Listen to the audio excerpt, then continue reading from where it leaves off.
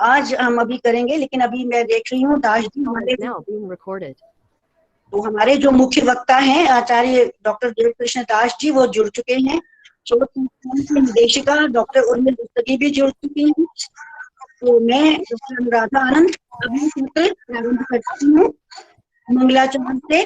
मंगलाचार में मैंने ईशोपनिषद का, प्लीज अपना माइक आप बंद कर दीजिए, सभी माइक आप बंद कर दीजिए, शोर आ रहा है, सभी अपना माइक म्यूट कर दीजिए, शोर आ रहा है।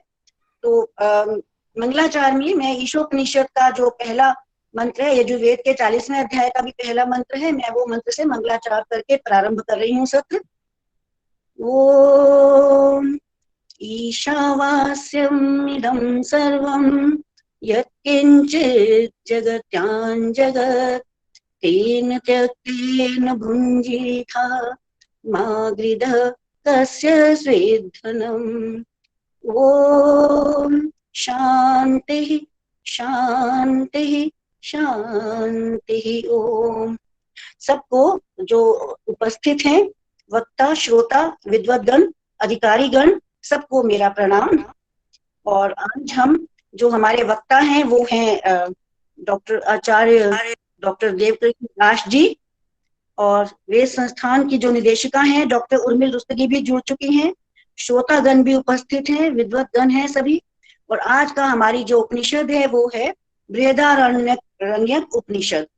तो उस पर ये आचार्य जी अपने अपने विचार रखेंगे।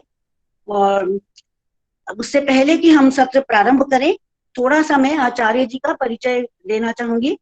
पहले तो ये आचार्य जी हैं क्योंकि मैंने इनसे सांख्य दर्शन हमें इन्होंने पढ़ाया, और पूरा सांख्य दर्शन तो हमने इनसे पढ़ लिया। उसके बाद योग दर्शन की कक्षाएं आजकल हमारी ये ले रहे हैं, आधा योग दर्शन भी हम इनसे पढ़ चुके हैं। और सबसे अच्छी बात ये रही कि इन्होंने केवल जो दर्शन पढ़ाया उसी में से ही सूत्र को एक्सप्लेन नहीं किया, व्याख्या नहीं की, बल्कि अपने ज्ञान जो विराट ज्ञान इनका है उसके आधार पर उन्होंने हमें अन्य शास्त्रों से भी, आर्ष ग्रंथों से भी, जैसे अन्य उपनिषदों से या अन्य दर्शनों से लेकर के मंत्र या सूत्र या सब बताए, और जो भी कथानक थे, जिससे कि हमारा ज्ञान बहुत पुष्ट हुआ। तो मैं तो इनका सदा ही आभारी रहूंगी, या जिन लोगों ने भी पढ़ा है उनसे दर्शन, वो सब उनके आभारी रहेंगे। उनका एक संक्षिप्त परिचय, वैसे तो सूरज को दीपक दिखाने के समान है, पर फिर भी परंपरागत मैं छोटा सा उनका संक्षिप्त परिचय देने का प्रयत्न कर रही हूँ। और आप ये देखेंगे कि इन्होंने जो हेलो अनुराधा जी, आपका वीडियो ठीक नहीं आ रहा है, जरा कैमरा सेट कर लो। क्या है, कैसे करूं बताइए? क्या करूं, नीचा करूं थोड़ा? आपका ना पूरा फेस नहीं दिख रहा था, पूरा फेस नहीं दिख रहा था अभी ना ये। हाँ, थोड़ा और, पता क्या है, भौहों तक, आंखों तक दिख रहा है। अब देखिए, थोड़ा ऊपर कर लीजिए ना इसको, आप अपने कैमरा को थोड़ा सा ऊपर कर दीजिए। अब दिख रहा है या नहीं दिख रहा? देखिए थोड़ा सा ऊपर कर दीजिए। इनका ठीक है, आप अपना ठीक कर लीजिए। अनुराधा जी की फोटो बहुत अच्छी आ रही है। मेरा अनुराधा जी की बिल्कुल ठीक आ रही है। आपका थोड़ा फेस साइड में आ रहा है। ठीक है, समय वेस्ट ना करें, केवल 2 मिनट में ये परिचय। ठीक है, तो मैं जी का परिचय दे रही थी। तो इन्होंने जो MA व्याकरण में किया है, उसके बाद साहित्याचार्य की शिक्षा ग्रहण की है, उसके बाद MPhil और फिर PhD। इसके बाद वैदिक साहित्य के प्रचार प्रसार में पूर्णतया समर्पित आर्ष साहित्य के स्वनाम धन्य विद्वान ये हैं आचार्य जी डॉक्टर देवकृष्ण दास जी। वर्तमान समय में वे संस्थान राजौरी गार्डन के उपनिदेशक वैदिक शोध के पद पर प्रतिष्ठित हैं। दीर्घ 16 वर्षों से आप वैदिक साहित्य के शोध कार्य में संलग्न हैं। पाणिनीय व्याकरण शास्त्र, यास्कीय निरुक्त, षड दर्शन शास्त्र, वेद उपनिषद, वेदांग और साहित्य आदि शास्त्रों के आप मर्मज्ञ ज्ञाता हैं। आपकी लेखनी सर्वदा सक्रिय होने से आप वैदिक साहित्य के लगभग सभी प्रकरणों को स्पष्ट करने वाले विद्वान माने जाते हैं। जब भी हमें कुछ पूछना होता है किसी मंत्र का अर्थ या रेफरेंस, तो हम भी आचार्य जी को ही फोन करके और वहां से हम पूछ लेते हैं। तो ये विद्वान हैं और सब ग्रंथों का अध्ययन इन्होंने किया हुआ है। वैदिक शोध कार्य, वेद कक्षा, उपनिषद कक्षा, दर्शन कक्षा, संस्कृत कक्षा, वैदिक संगोष्ठी, वेद व्याख्यान आदि गतिविधियों से आप अतिशय व्यस्त रहते हुए भी वेद स्वयं स्वाध्याय, उपनिषदों का दार्शनिक अध्ययन आदि कई गौरवमयी साहित्यिक कृतियों के रचयिता हैं।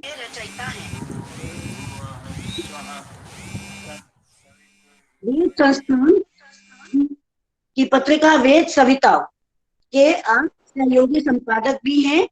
परमेश्वर से हम आपके सुखमय उज्जवल भविष्य एवं स्वास्थ्यपूर्ण दीर्घायु की कामना करते हैं।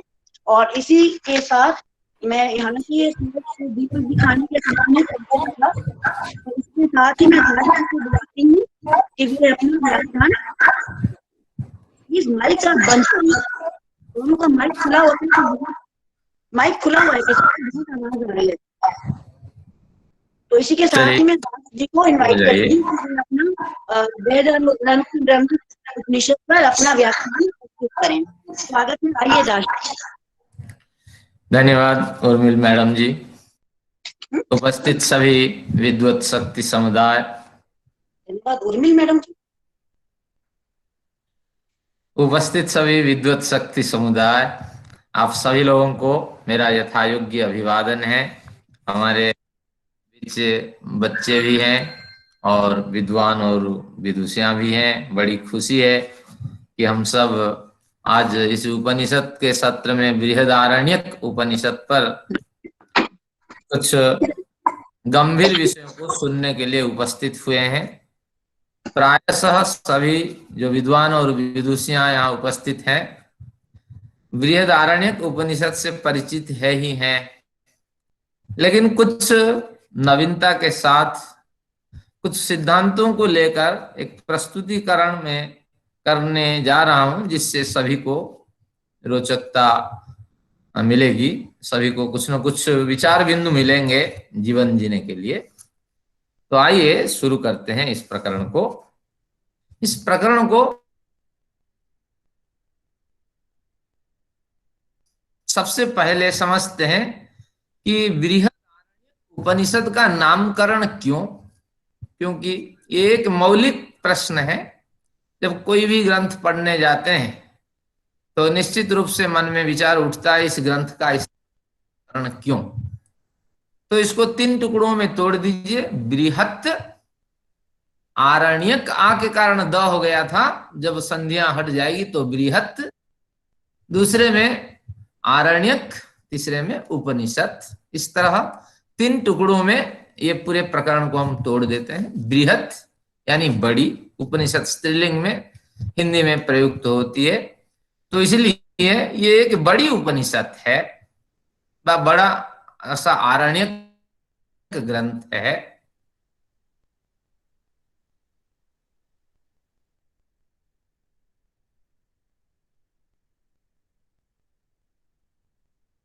आचार्य जी आपकी आवाज म्यूट हो गई है, आपकी आवाज नहीं आ रही आचार्य जी।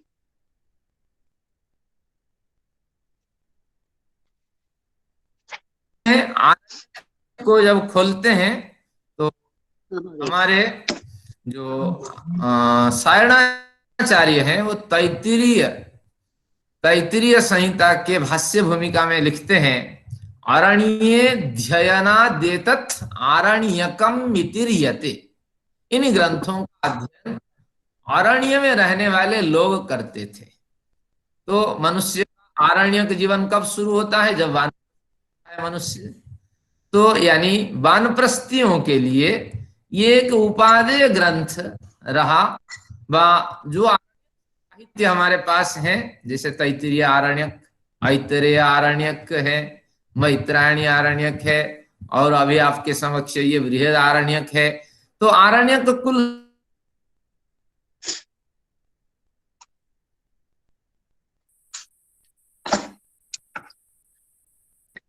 और उसमें प्राण विद्या है, प्रतीक विद्या है, हाँ, उसमें यम नियम पालन का संकेत है, और लघु जो यज्ञ प्रकार है उसका भी वर्णन है, कुछ हल्के फुल्के इसमें अध्यात्म चर्चा भी है। तो इसलिए आरण्यक वानप्रस्थियों का एक प्रिय ग्रंथ है। एकांत में आरण्य यानी अरमणीय स्थान में, एकांत स्थान में रह करके इन ग्रंथों का स्वाध्याय मनन आदि किया करते थे। इससे उनको बड़ा बल मिलता था। ये आरण्यक हो गया। उपनिषद अभी बड़े विद्वानों ने इनकी बड़ी व्याख्या कर रखी है, लेकिन जब प्रसंग है तो इसको भी खोल देना चाहिए।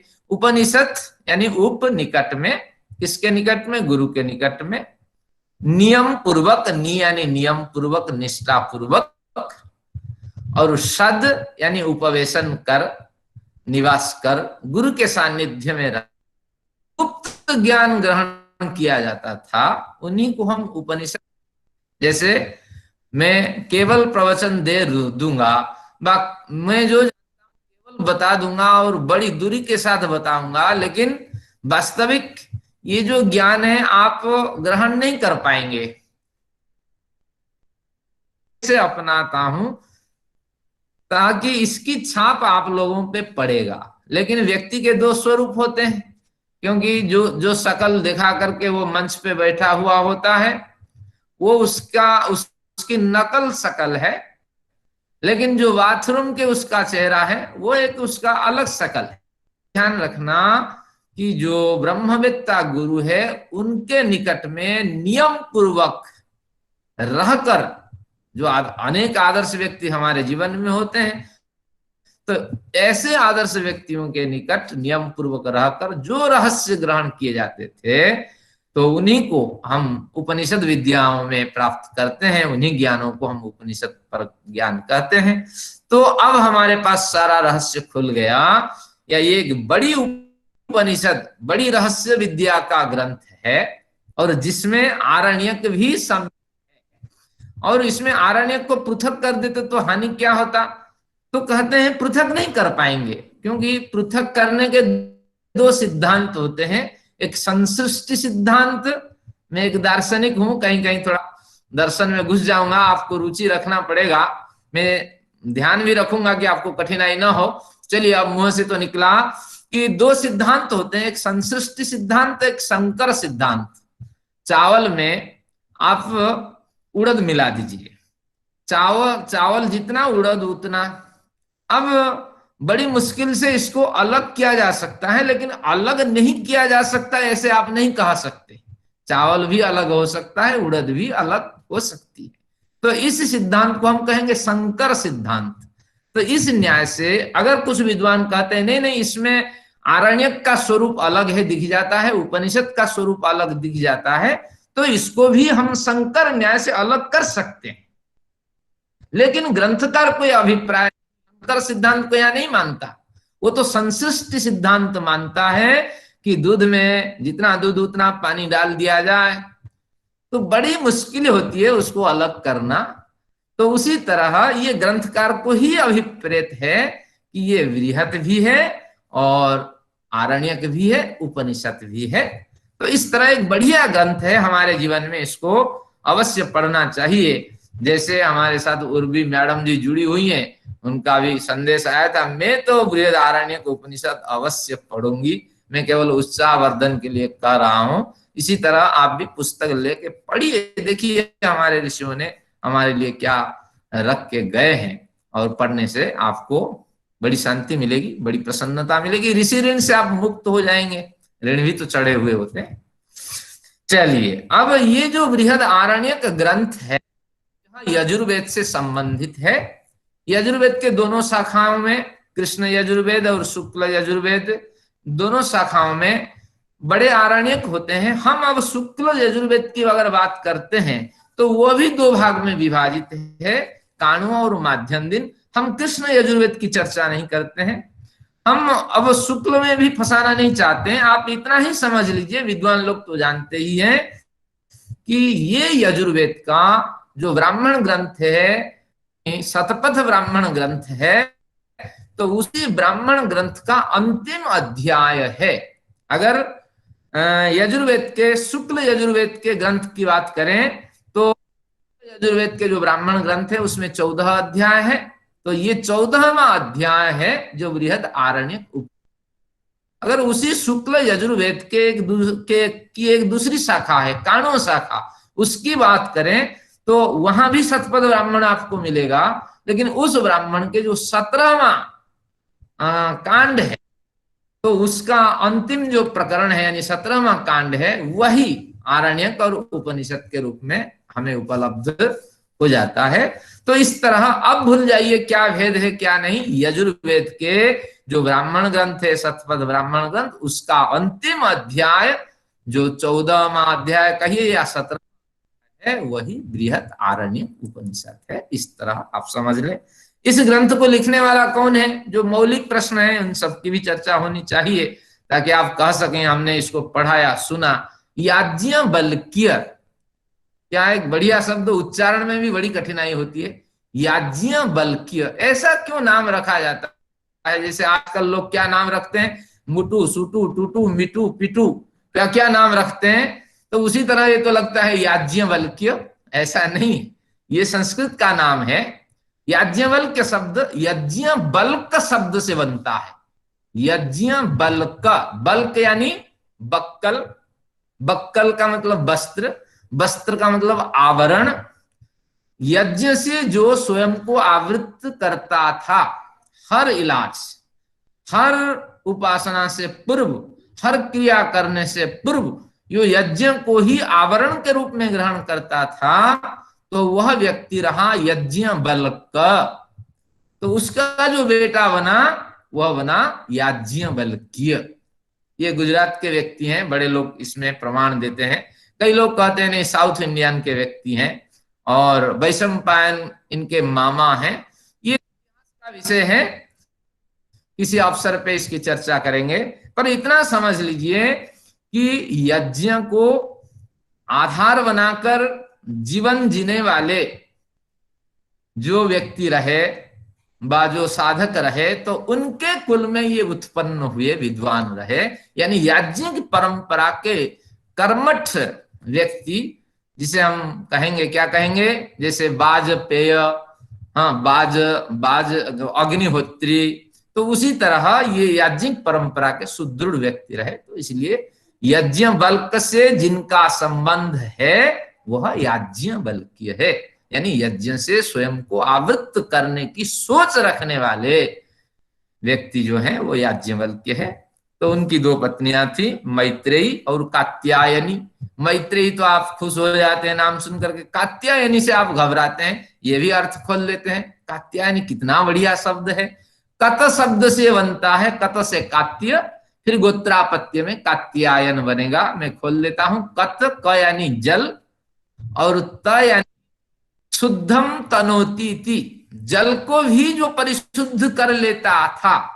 जो विद्वान कत का पहले निर्वचन करते हैं, यानी सभी को परिशुद्ध करता था, लेकिन जल को भी वो परिशुद्ध कर लेता था। हर व्यक्ति चाहता है शुद्ध वस्त्र पहने, शुद्ध वातावरण में रहे, वृक्ष आदि लगाता है, परिशुद्ध विचारों से गुजरता है। तो जल को भी, अपरिशुद्ध जल को भी जो शुद्ध कर लेता था अपनी समझ से, तो वो व्यक्ति रहे कत। उस कत का जो बेटा रहा उसका नाम रहा कात्य, और उस कात्य के गोत्रापत्य यानी जो नाती और नातिन कहलाते थे, तो वो है कात्यायन, कात्यायनी। तात्पर्य ये हुआ कि परिशुद्ध जीवन जीने वाले, ब्रह्मचर्य, तप, श्रद्धा, मेधा आदि से परिशुद्ध जीवन जीने वाली जो महिला थी उनका नाम था कात्यायनी। और याज्ञवल्क्य जैसे विद्वान को अगर कात्यायनी की नामक पत्नी मिलती है तो गलत थोड़ी है, वो निश्चित रूप से प्रबुद्ध रही होगी। लेकिन कात्यायनी से ज्यादा शास्त्रों में रुचि रखने वाली महिला थी हमारी मैत्रेयी। चलिए अब प्रकरण को शुरू करते हैं। इस ग्रंथ में यानी बृहद आरण्यक उपनिषद में 6 अध्याय मिलेंगे। प्रत्येक अध्याय में क्या मिलेंगे कि अनेक आपको ब्राह्मण मिलेंगे, और एक ब्राह्मण के अनेक कंडिकाएं मिलेंगे। तो 3 विभाजन हुआ। मूल रहा अध्याय, अध्याय के बाद जो सब डिवीजन है वो ब्राह्मण, उसका भी जो सब डिवीजन है वह है कंडिकाएं। तो इस तरह ये एक विस्तृत ग्रंथ है। आइए, प्रथम प्रकरण में वो चाहते हैं कि हमारे जो पाठक हैं व इस ग्रंथ को जो पढ़ने वाले हैं वह वे व्यक्ति परमेश्वर के स्वरूप को समझे। तो दो बढ़िया उदाहरण वो प्रस्तुत करते हैं कि ईश्वर को जब तक हम नहीं समझते हैं, आगे शास्त्रों में हमारा प्रवेश हो भी जाए तो रुचि इतनी नहीं होगी। तो प्रथम प्रकरण में हमारे याज्ञवल्क्य बृहद आरण्यक में एक अश्व की परिकल्पना करते हैं, यानी ये संपूर्ण सृष्टि परमेश्वर से व्याप्त है, जैसे ईशावास्यम हम पढ़ते हैं।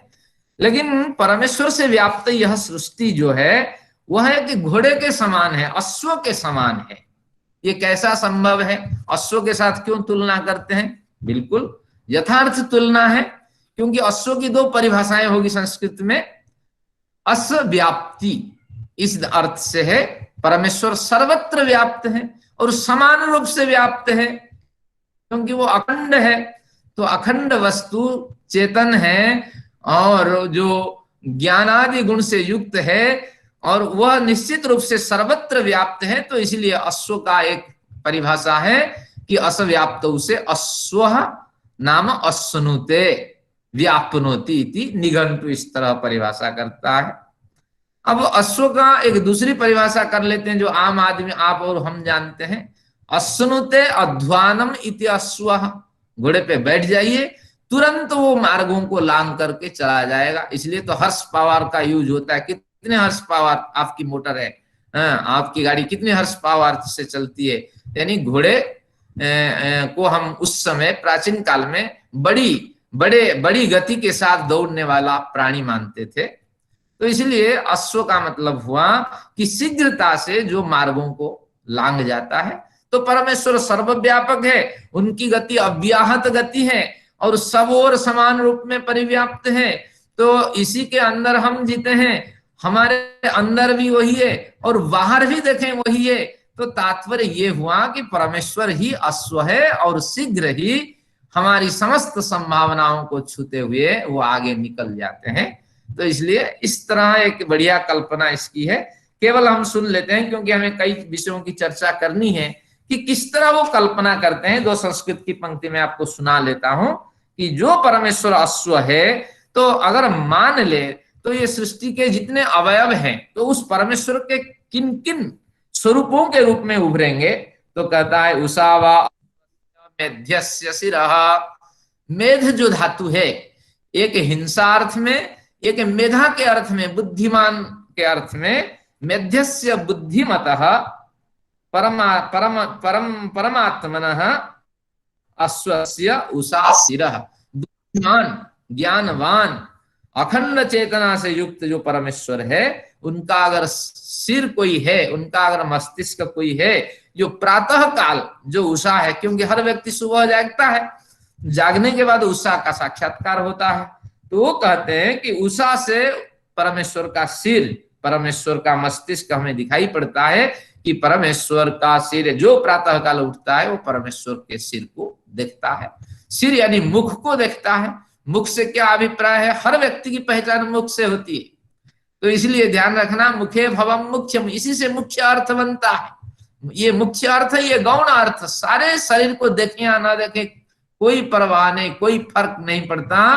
केवल मुख को देख लेने से यथार्थ ज्ञान हो जाता है। ये फलाना व्यक्ति, ये पुष्पा मैडम है, ये अनिरुद्ध मैडम है, शोभा शर्मा है, मुख ही प्रमुख है। तो अगर परमेश्वर को जानना चाहते हैं तो यहाँ संकेत है कि उषा काल को खोना मत, रात्रि को भी खोना मत, हमेशा ऊपर की ओर जब अवसर मिले एक बार नजर उठा के देखिए कि कितनी बड़ी सृष्टि है, कितना विशाल आकाश है, और ईश्वर का स्मरण हो आएगा। और प्रातः काल उठ करके एकांतता प्राप्त कर परमेश्वर के जो सिर है, जो सम्मुख है, जो अनुभव है, उसको अनुभव करें। तो इसी तरह 2-3 पंक्तियां में लेता हूं ताकि विषय आपको स्पष्ट हो जाए ऋषि कहना क्या चाहते हैं। सूर्य चक्षु हो, इसके बाद उषा काल के बाद सूर्य की उत्पत्ति होती है। ये मानो सूर्य उसका नेत्र है, यह मानो लगाना पड़ेगा। जैसे कल चर्चा हो रही थी सर्वम खलविदम ब्रह्म, हमारे जितेंद्र जी पूछ रहे थे प्रश्न, ये सर्वम ब्रह्म को थोड़ा स्पष्ट कर दीजिए। हाँ, विद्वान वक्ता को हम सूचना दे नहीं पाए, नहीं तो उनसे भी कुछ सुनते। सर्वम खलविदम ब्रह्म तज्जलान्निति तज्जलान्निति शांत उपासीत। तो इस तरह, तो सर्वम खलविदम ब्रह्म इव, ये जोड़ना पड़ेगा, अयम आत्मा ब्रह्म इव। न जुड़ेंगे तो फिर निश्चित रूप से कई समस्या का समाधान आप नहीं कर पाएंगे। तो उसी तरह यहां भी उसी शब्द से लिखा है सूर्य।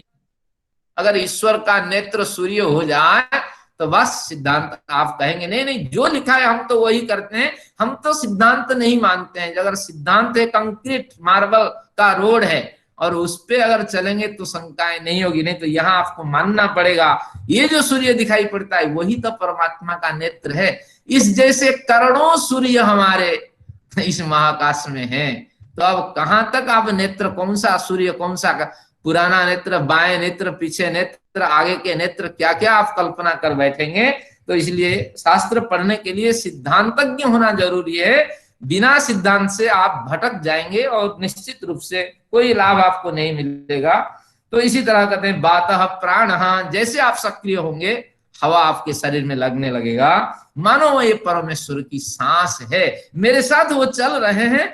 और वो जो अदृश्य बात है, जिसके रूप नहीं है, जिससे वायु के रूप नहीं है, वह वायु ईश्वरीय नासारंध्र हो करके मुझे संकेत कर रहा है कि मैं तुम्हारे साथ चल रहा हूं, एक प्राणी। तो इस तरह फिर कहते हैं अग्निर्वैश्वानर, ये जो आग दिखाई पड़ रही है, भौतिक अग्नि जो सब कुछ जलाने के लिए तैयार है ऑक्सीजन के की सहारे, तो ये निश्चित रूप से क्या है कि वैश्वानर अग्नि जो है ये मुख फैला करके ईश्वर के स्वरूप को व्यक्त ही कर रही है। इसके फैला हुआ ईश्वर का मुख है। तो इस तरह एक बढ़िया इसमें कल्पना की गई है। परमेश्वर को हमें जानना चाहिए, संपूर्ण विश्व तो परमेश्वर में आवृत है। आप कोई भी कल्पना कर लें और किसी भी कल्पना से ईश्वर को चित्रित कर लें तो निश्चित रूप से वो कल्पना भी अवितत होगा, यथार्थ होगा, निरर्थक नहीं होगा। तो उसी तरह ऋषि यहाँ परमेश्वर का स्मरण। आगे एक प्रकरण और परमेश्वर का लेता हूं और फिर मैं सिद्धांत के 2-4 प्रकरण लूंगा और बड़ा आपको आनंद आएगा। अब कहते हैं जैसे परमेश्वर को यहाँ अश्व के रूप में संबोधित कहा किया, तो अब ऋषि के मन में आया कि परमेश्वर जो है उनका नाम मृत्यु है। परमेश्वर मौत का देवता है, परमेश्वर ही मृत्यु है। ये कैसे संभव है? परमेश्वर सृष्टि निर्माण करते हैं, सृष्टि का पालन करते हैं, सृष्टि का विनाश करते हैं जब प्रयोजन होता है, और मृत्यु कैसे कहते हैं? और पालन और उत्पन्न ये दोनों लक्षण गए तो उसको पुष्टि करते हैं। देखिए 2-3 पंक्तियां पढ़ता हूं। नैवेह किंचन अग्रे आसिन न एव इह किंचन अग्रे आसित। प्राचीन काल में आदि सृष्टि में यहाँ कुछ भी नहीं था। और क्या था? आसिन मृत्यु न एवेदम आवृतम एव इदम आवृतम मृत्यु ना। मृत्यु रूपी किसी एक देव विशेष से ये सारी सृष्टि आवृत थी। असनाया असनाया ही मृत्यु स्तन मनो अकुरुता। और वो मृत्यु पिपासा मृत्युना। असनाया पिपासा को कहते हैं, भूख को कहते हैं, प्यास को कहते हैं। तो भूख प्यास से युक्त वो मृत्यु या भूख से युक्त वो मृत्यु हमेशा चाहती थी कि मुझे कुछ मिले, मैं सारी सृष्टि को निगल जाऊं। तात्पर्य यह हुआ कि जब प्रलय भी होता है तो उस समय ये सारी सृष्टि परमेश्वर के आश्रय में चली जाती है विघटित होकर के। तो उस समय को लक्ष्य करके ये कहते हैं कि क्षुधा और पिपासा से युक्त मृत्यु ही परमेश्वर है। और फिर वह परमेश्वर एक बार सोचा, उस परमेश्वर ने सोचा, क्या सोचा कि आत्मन्विष्याम मैं प्रयत्नवान बनूं, कुछ तो करूं।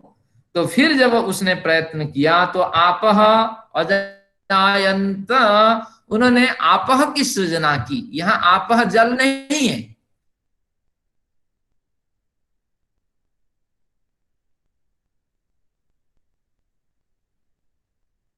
कंपन उत्पन्न हुआ और उस कंपन से परमेश्वर में आश्रित सारी सृष्टि कंपित होने लगी, तो उस समय एक आपह नामक तत्व की उत्पत्ति हुई। आपह यहाँ व्याकरण जन्य अर्थ होगा आप्लुर्व्याप्तौ, यानी सब ओर व्याप्त होने वाली एक ऊर्जा। इस तरह परमेश्वर में आश्रित सारी शक्तियां ऊर्जा के रूप में उत्पन्न हुई, तो उसका नाम रहा आपह शक्ति, यानी महत्त्व।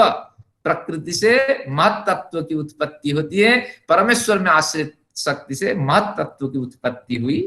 तो इस तरह चर्चा करते हुए वो कहते हैं मेका मभूदिति, में मेरे लिए तो वह, यानी हम सभी साधक के लिए वह तो कम था, यानी जो सृष्टि उत्पन्न हुई वह हमारे लिए तो कम थी।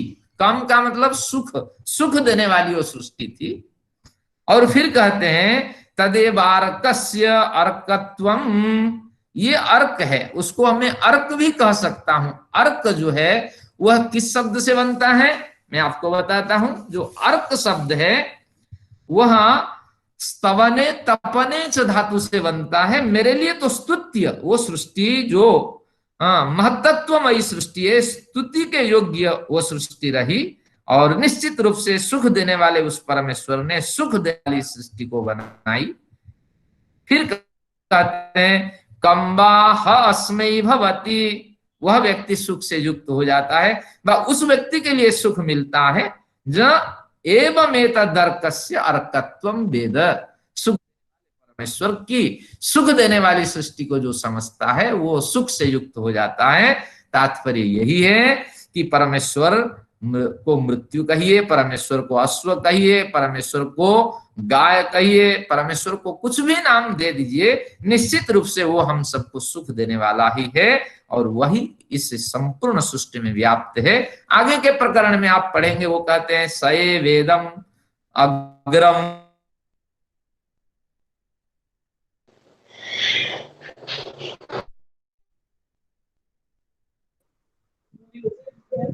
आचार्य जी आवाज नहीं आ रही है। आचार्य जी आवाज म्यूट हो गई है आपकी। सब कुछ परमेश्वर में परिव्याप्त है, तो इसलिए जब ऋषि आवेश में आते हैं तो कुछ ना कुछ जो उनको, जो प्राणी, जो पदार्थ उनको प्रभावशाली लगते हैं, प्रेरणादायी लगते हैं, तो उसी के नाम से परमेश्वर को रूपायित कर देते हैं। तो इस तरह ये प्रारंभिक पर्याय में हमने परमेश्वर परक स्तुतियां देखी इस ब्राह्मण ग्रंथ में। अब हम थोड़ा आगे बढ़ते हैं, अब एक सिद्धांत प्रकरण पे चलते हैं। अब सिद्धांत का मतलब है आपको एकाग्रता रखनी होगी, क्योंकि मैंने जैसे अभी कहा कि सूर्य चक्षु हो, सूर्य तो उसका चक्षु ही है, नेत्र ही है, तो नेत्र जैसा ही है, इस तरह आपको कल्पना करके चलना पड़ेगा। इस तरह सिद्धांत को समझते हैं। इस सिद्धांत का नाम है देवासुर सिद्धांत है। यहाँ तृतीय ब्राह्मण में, जो बृहदारण्यक उपनिषद के तृतीय ब्राह्मण में है। ये क्या कहते हैं देखिए, द्वयाह वा प्रजापत्याः, प्रजापति से उत्पन्न 2 कोटि की प्रजाएं थी, 2 कोटि की संतानें थी, प्रजापति परमेश्वर। तो अमैथुन सृष्टि हुई। हमारे डीएनए सारे पड़े हुए होते हैं, देखिए बारिश हो जाए, आज ही बारिश हो जाए, शाम को हजारों प्राणी उत्पन्न हो जाएंगे, सभी के डीएनए मौजूद होते हैं। तो इसी तरह सृष्टि जो प्रलय में विलीन थी, तो उस सृष्टि में जीवात्माओं के डीएनए भी मौजूद रहे। तो फिर मैथुन सृष्टि का प्रकरण चला, अनुकूल वातावरण आने के बाद सृष्टि की उत्पत्ति हुई। जब उत्पत्ति हुई तो 2 प्रकार प्राणी, अमैथुन सृष्टि में 2 प्रकार के प्राणी उत्पन्न हुए, देवाश्च असुराश्च, जिनको देवता कहते हैं, जो दिव्य गुण से युक्त थे, और असुराश्च, जो प्राणों के साथ खिलवाड़ करते थे।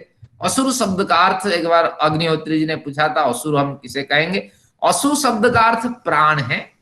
तो असुसु व अशुभि ही रमनते, जो प्राणों के साथ खिलवाड़ करते हैं, यानी वो समझते हैं अरे मेरी जिंदगी ही जिंदगी, मेरा प्राण ही प्राण, मेरा जीवन तो जीवन है, बाकी सबका जीवन चौवन्नी के बराबर है, कुचल दो, मसल दो, हाँ इनको यहाँ से हटा दो, और इनसे अगर हमारी जिंदगी चलती है तो उसका भी लाभ लो। इस तरह सोच से जीने वाले व्यक्तियों को हम क्या कहते हैं, यही करण के वश में देवता पर अर्थ होगा, उस समय हम निघंटु का अर्थ मानेंगे। निघंटु असुर शब्द को मेधावी कहता है, लेकिन यहाँ जो असुर है मेधा से युक्त नहीं है, अपितु प्राणों के साथ खिलवाड़ करने वाले, किसी आदमी की कोई कदर नहीं है। जैसे मैं उदाहरण दिया था, मच्छर काट लिया तो उसको बिना मारे चैन ही नहीं, हमें लगता है कि बहुत बड़ी गलती हो गई, काट के मच्छर भाग गया, तो मैं अगर मार लेता तो बड़ी तसल्ली होती।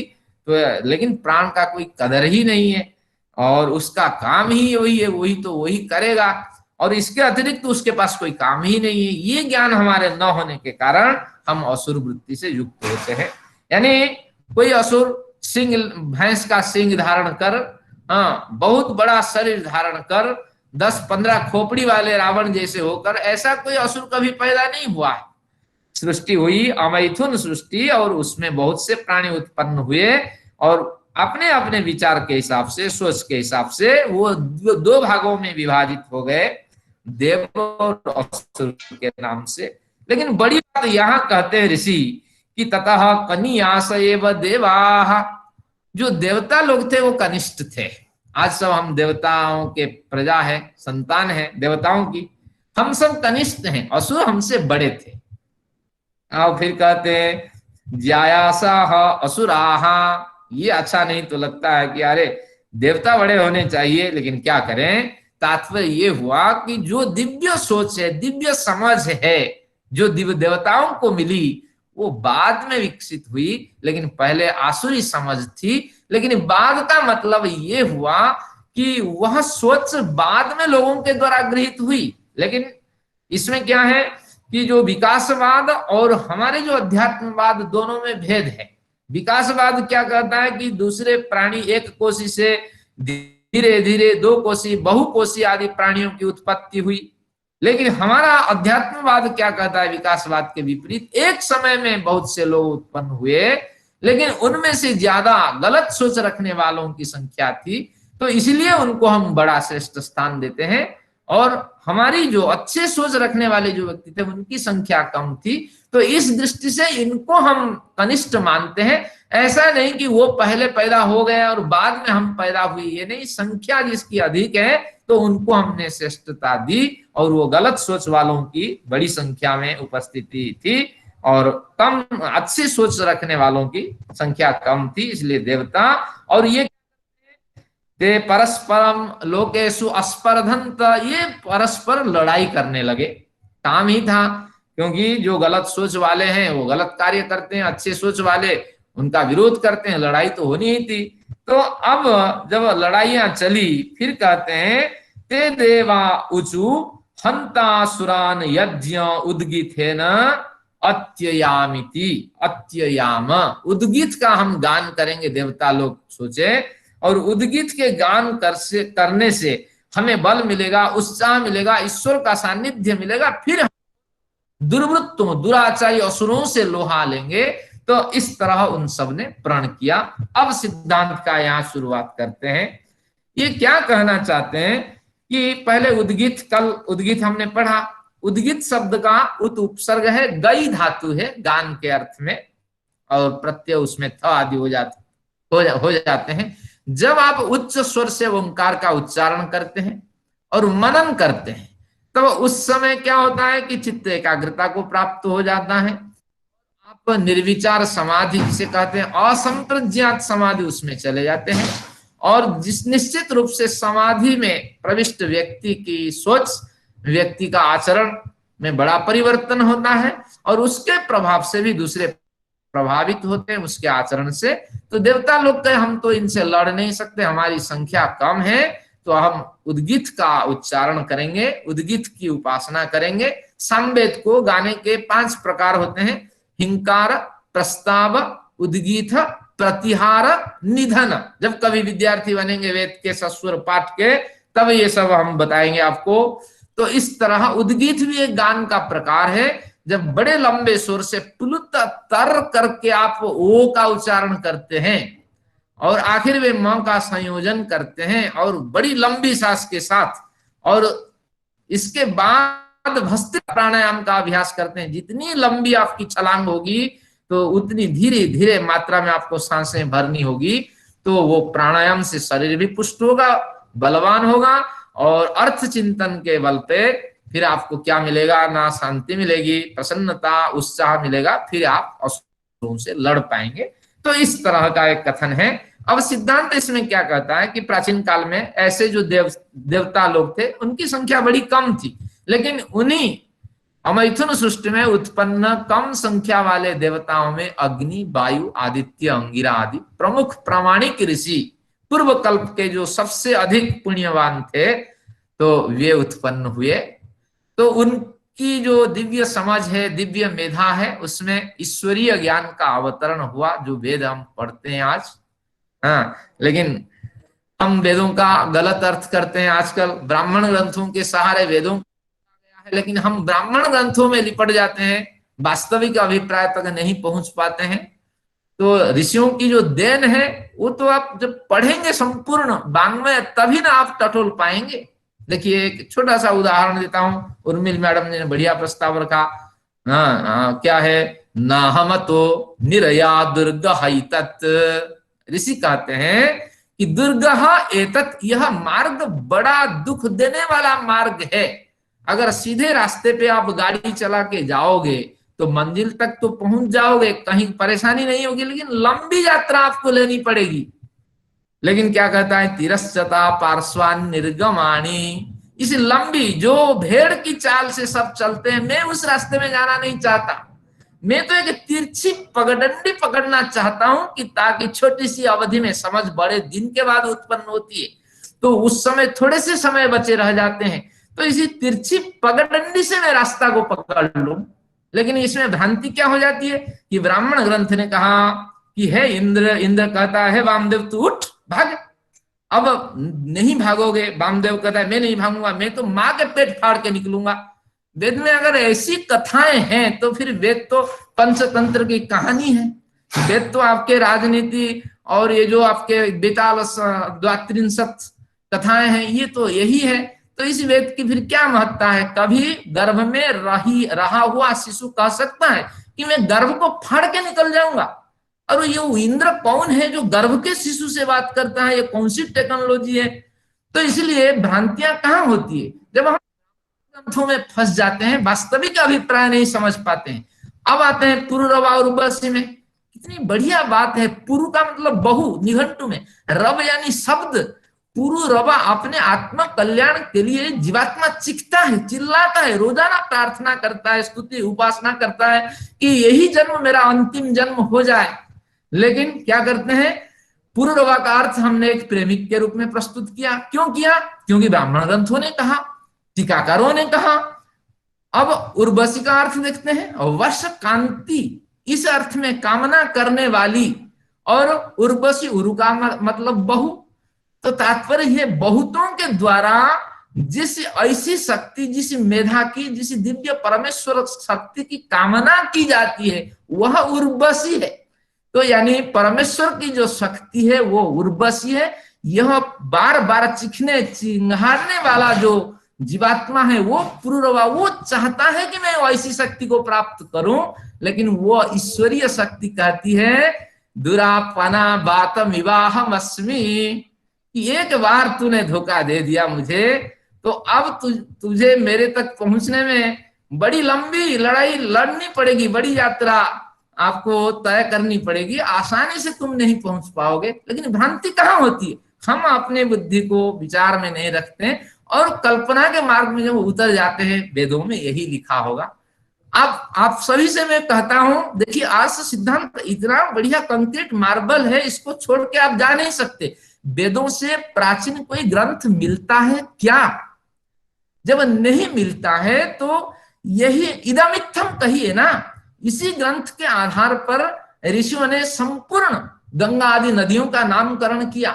इसी पुरुरवा नामक जितने व्यक्ति आज मिलते हैं उनका नामकरण हुआ, उर्वशी नामक व्यक्तियों का नामकरण हुआ। हजारों प्रमाण हमारे सामने उपस्थित होते हैं, लेकिन जब समीक्षा आपकी क्षेत्र में हम उतारते हैं तो इस तरह अनाप शनाप बात करते हैं। मरुत कहता है मैं तुम्हें मारूंगा, है इंद्र, इंद्र कहता है मैं तुम्हें मारूंगा, लेकिन वास्तविक अभिप्राय से हम हजारों कोस रहते हैं। तो अब आते हैं, थोड़ा सा मैं समय उधर चला गया, आपको यहाँ से हानि होगी। चलिए अब देखते हैं, इस तरह देवता और असुर दो प्रजातियां रही। अब इसमें देवताओं की संख्या कम थी। अब क्या हुआ कि अग्नि, वायु, आदित्य, अंगिरा यहीं प्रकट हुए। देखिए मांडुक्य ऊपर मुंडक उपनिषद हमें यहाँ संकेत करता है, ब्रह्मा देवानाम प्रथमम संबभूव। अभी तो हम पढ़ के आए मुंडक उपनिषद। इनमें अग्नि, वायु, आदित्य, अंगिरा के समय में भाषा का विकास नहीं हुआ था, और उनकी समझ, क्योंकि व्याकरण आदि ग्रंथ प्रौढ़ ग्रंथ थे ही नहीं, तो उनकी भाषा को समझने के लिए भी एक व्यक्ति उत्पन्न हुए, अग्नि, वायु, आदित्य, अंगिरा के समकालीन व्यक्ति रहे। उनका नाम ब्रह्मा देवानाम प्रथमम संबभूव। उनकी भाषा को समझने के लिए एक व्यक्ति उत्पन्न हुए। मैं नहीं कह रहा हूं, ये उपनिषद का प्रमाण है। देखिए, विश्वस्य कर्ता भुवनस्य गोप्ता, इस तरह इनकी बड़ी पदवी दी गई। सब्रह्म विद्याम सर्व विद्याम प्रतिष्ठाम, वो सभी विद्याओं की प्रतिष्ठा को प्राप्त करने वाली ब्रह्म विद्या को उन्होंने उपदेश दिया। अथर्वाय ज्येष्ठ पुत्राय प्राह, उनकी जो बड़े बड़े बेटे रहे, क्योंकि इसके बाद अमैथुन सृष्टि के बाद मैथुन सृष्टि शुरू हो जाती है, जब आपके बहुत से वृष्टि के कारण बहुत से डीएनए प्राणियों की उत्पत्ति हो जाती है डीएनए से। इसके बाद फिर उन्हीं प्राणियों से, उन्हीं मच्छरों से फिर सृष्टि प्रक्रिया चालू होती है, तो मैथुनी सृष्टि हो जाती है। तो उस मैथुनी सृष्टि से फिर उनके जो ज्येष्ठ पुत्र रहे वो अथर्व रहे, तो उनको इस विद्या का उपदेश दिए। फिर अथर्व ऋषि ने अंगिरा को इस विद्या का उपदेश दिया। फिर इसके बाद भरद्वाज सत्यवाह को इस विद्या का ज्ञान संप्रेषित हुआ। फिर वहां से अंगिरा के गोत्रों में उत्पन्न हजारों विद्यार्थियों को यह ज्ञान प्राप्त हुआ। यानी एक परंपरा का यहाँ उल्लेख करते हैं, जरूरी नहीं कि परंपरा का मार्ग यही है, लेकिन एक बढ़िया सिद्धांत स्पष्ट करते हैं कि ये जो छोटी प्रजाति देव प्रजाति थी, तो उनमें अच्छे व्यक्ति आ जाने के कारण धीरे धीरे ब्रह्मा के माध्यम से, हम भी कहते हैं कि ब्रह्मा वाक्य जो है वो वेद है, यानी ब्रह्मा ने वेद की रक्षा के लिए बड़ा श्रम किया, और परंपरा से ये ज्ञान चलता हुआ चला आया। और आगे ये ज्ञान कैसे विकास हुआ, सत्य युग के बाद देखिए त्रेता में भी असुर प्रजाति रहे, गलत विचार रखने वाले लोग रहे, जिनमें से रावण आप जानते हैं। तो इस तरह सोच रखने वाले बड़े व्यक्ति रहे। इन देवता असुर लोग जीवित रहे, इस तरह गलत सोच रखने वाले। कंस को भी आज हम, इनकी भी हत्या करना उस समय जरूरी रही, तो इनकी भी हत्या कर दी गई। तो फिर अमरकोश 7वीं सदी में क्षीरस्वामी करके विद्वान हुए, उन्होंने स्पष्ट लिखा कि देवताओं को हम 8 प्रजातियों में बांट देते, क्योंकि उस समय क्षीरस्वामी के समक्ष जो ग्रंथ थे, जो समझ थी, जो पारंपरिक ज्ञान था, वो कहते हैं कि यही असुर धीरे धीरे जो गलत कार्य करेगा, निश्चित रूप से गलत बुराई का ही पतन होता है, तो धीरे धीरे उनका पतन होता गया। और वे सब अब कोई नहीं बचा असुर। लेकिन जब असुर नहीं बचे तो क्या समस्या हुई, क्या स्थिति हुई, देवताओं को हम 8 कैटेगरी में बांट दिए। मैं आपको सुनाता हूं, विद्याधरोप्सरो जक्ष रक्ष गंधर्व किन्नरा। एक प्रजाति विद्याधर की प्रजाति है, ये देवता प्रजाति कहलाने लगी। अप्सरा की एक प्रजाति है, नृत्य करने वाली प्रजाति, ये भी देवताओं की प्रजाति है। असुर की ये देन थी, लेकिन आसुरी सृष्टि से देव सृष्टि को अपनाई। विद्याधर, अप्सरा, जक्ष, यक्ष की चर्चा हो रही थी। पूज्य व्यक्ति जो है, यक्ष पूजायाम, पूज्य व्यक्ति जो है, तो वो यक्ष प्रजाति है, वो भी देव प्रजाति में आने लगी। विद्याधर, अप्सरो, जक्ष, रक्ष, एक रक्ष, रक्ष का मतलब हवि आदि पदार्थों की रक्षा करने के लिए कुशल सेवादि कार्य करने में दक्ष रहे। लेकिन वो सब असुर प्रजाति के स्वरूप थे, वो भी देव प्रजाति में परिवर्तित हुए। गंधर्व, जो सुंदर वाणी का प्रयोग करके व्यक्तियों को मोह लेते थे, सुंदर भजन आदि गाते थे, सुंदर संगीत प्रस्तुत करते थे, ये भी इधर आ गए। किन्नर, किन्नर जो किम पुरुष है, कुश्चितः नरः, जो आपके हिंजड़े हैं, ये सब ये प्रजातियां असुर प्रजाति में ये आते थे, ये भी हम देव प्रजाति में इनको भी ले लिए। फिर पिशाच, पिशितम आचमति, पिशित यानी खून, खून का आचमन करने में जो प्यासे होते थे, तो ऐसे दुष्ट व्यक्तियों को भी हमने ग्रहण कर लिया। आप देवता हैं, धीरे धीरे वृत्तियां आप हटाते रहिए। पिशाचो गुह्यकः, गोपनीय पदार्थों को वो संरक्षण करने में माहिर होते थे, युद्ध आदि, कला कौशल आदि, धन रत्नों के वो संरक्षक थे, कन्वर्सन करके देव कहलाए। इस तरह आज हम सब देव हैं, लेकिन हमारे अंदर असुर प्रजाति सम्मिलित हैं, और हम भी जब गलत, आज तो कोई असुर नहीं रहा प्रकाश रूप से, लेकिन जब गलत कार्य करते हैं, दूसरों के प्राणों को लेने के लिए उतावले होते हैं, दूसरों को दुख देते हैं, दूसरों की हिंसा करते हैं, उस समय हमारी परिभाषा असुर परिभाषा होती है। और जिस समय हम उत्तम कार्य करते हैं, द्योतते, क्या देवताओं की परिभाषा है कि जो द्योतनाथ दीपनाथ द्युस्थानी भवती तिवा, जो उन्नत ज्ञान विज्ञान से जब हम युक्त होते हैं और दूसरों का कल्याण करते हैं और अलगों से, दूसरों से एक अलग सोच के साथ जीवन जीते हैं और सकारात्मक जीवन जीते हैं, तब हम देवता होते हैं। तो एक दो सिद्धांत मैं चाहता था आपको स्पष्ट करूं, लेकिन मैं देख रहा हूं समय तो भाग रहा है, तो आपको जो रहस्यमय सिद्धांत है उसका स्पष्टीकरण करा देता हूं, जो आज का प्रमुख विषय है, क्योंकि आगे समय नहीं है, क्योंकि समय की एक सीमा है। किसी अवसर पे आपको इसमें बड़े सिद्धांत हैं वो स्पष्ट कर दूं। चलिए, इसी से आपको खुशी होनी होगी। अब क्या करें, एक बढ़िया रोचक प्रकरण भी याद आ रही है, याद आ रहा है। क्या है कि एक व्यक्ति मिले मेरे से और कहे कि मेरी साली जो है वो कीर्तिनगर में शादी कर रखी है। तो मैंने एक बार उनके घर पहुंचा तो वो खूब जो चौकीदार है उसको डांट लगा रही थी। चौकीदार बेचारा सिर झुक करके सुन रहा था, झुकाकर। अब मुझे जब देखा, एक पुरुष को जब देखा तो खड़ा हो गया चौकीदार। कहा, बाबूजी आप सुनिए, ये मैडम जी मुझे 1 घंटे से डांट लगा रही है कि फलाना काम क्यों आपने नहीं किया। अब सुनिए, इस पूरे ब्लॉक में, सी ब्लॉक या डी ब्लॉक में 100 फ्लैट हैं और मुझे 10,000 तनख्वाह लोग देते हैं, यानी हर फ्लैट से मुझे 100 रुपए मिलते हैं। तो 100 रुपए की गाली ये मैडम मुझे देना, ये मैडम अगर गाली मुझे 10,000 की दे तो मैं कैसे इसको डाइजेशन करूं। तो उसी तरह समय तो हमारे पास इतना है, एक सिद्धांत से आप खुश हो जाइए। आइए एक दूसरा सिद्धांत जो कारगर सिद्धांत वो बताता हूं। अब याज्ञवल्क्य की 2 पत्नियां थी, तो एक तो मैत्रेयी है और एक कात्यायनी, अर्थ में स्पष्ट कर चुका हूं। अब याज्ञवल्क्य ने कहा, अब मुझे थोड़ा सात्विक व्रत है, इसलिए वानप्रस्थ आदि व्रत में जाना है। तो आप दोनों मेरे होते हुए जो जिसको लेना है व जो जिसका अधिकार क्षेत्र में आता है, वो मेरी जितनी जायदाद है, क्योंकि बड़ा प्रबुद्ध धनशाली और विद्वान व्यक्ति था याज्ञवल्क्य, बंटवारा कर लो। बच्चे भी बड़े होंगे, उनका उल्लेख नहीं है ग्रंथ में। 2 पत्नी है तो बच्चे तो होंगे, अगर उल्लेख होते तो लाभ होता। तो ये कहते हैं, जैसे हमने अभी ग्रुप में डाला है, जो मैसेज आपको गया है कार्ड में, इसमें लिखा है, ये ना हम नान्यता श्याम किमहम तेन कुर्याम। तो उस समय मैत्रेयी, कात्यायनी तो कुछ नहीं बोली, मैत्रेयी कहने लगी कि हे पतिदेव, आप बताइए, अगर मैं ये सब धन आदि ग्रहण करूं और आपको जंगल जाने के लिए अनुमति दे दूं, तो क्या मैं जो अमरत्व, जिस अमरत्व के लिए आप हम जैसे व्यक्तियों को छोड़ करके जंगल जा रहे हैं, क्या वो सुख हमें मिल पाएगा, वह अमरत्व हमें मिल पाएगा? तो याज्ञवल्क्य ने बढ़िया बात कही है, ये पंक्ति आपको नोट करनी चाहिए। क्या कहते हैं कि यथा एव उपकरणवताम जीवितम, जिसके पास उपकरण बहुत से साधन हैं, उसका जीवन जैसा होगा, तथैव ते जीवितम स्यात्, तुम्हारा जीवन ऐसे ही बीतेगा। क्योंकि जिसके पास बड़े पैसे हैं, धन संपन्न व्यक्ति है, तो उसका जीवन कैसे रहेगा?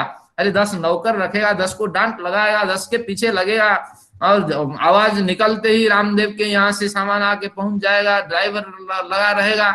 लेकिन ये सारे भोग उपलब्ध हो जाने पर कहते अमृतत्वस्य तु ना शास्ति वित्ते नेति वित्तेन, यानी धन से या उपकरणों से, साधनों से अमृतत्व की प्राप्ति नहीं हो सकती है।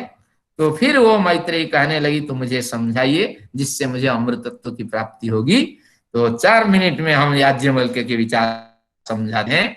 ये पंक्ति आपको ध्यान रखनी होगी। इस प्रकरण का नाम है आत्मनस्तु कामाय सर्वम प्रियम भवति। जैसे कल मैंने किनके रामचंद्र जी के व्याख्यान से सार निकाला था। क्या सार निकाला था कि शोकाय शोकम तरति आत्मवित्, शोकम तरति आत्मवित्, जो आत्मा का ज्ञान रखने वाला है, आत्मा के ज्ञान रखने वाले हैं, वही ही दुखों से पार उतर जाते हैं। तो इस तरह आज की पंक्ति आपको स्मरण करके जाना है, आत्मनस्तु कामाय सर्वम प्रियम भवति।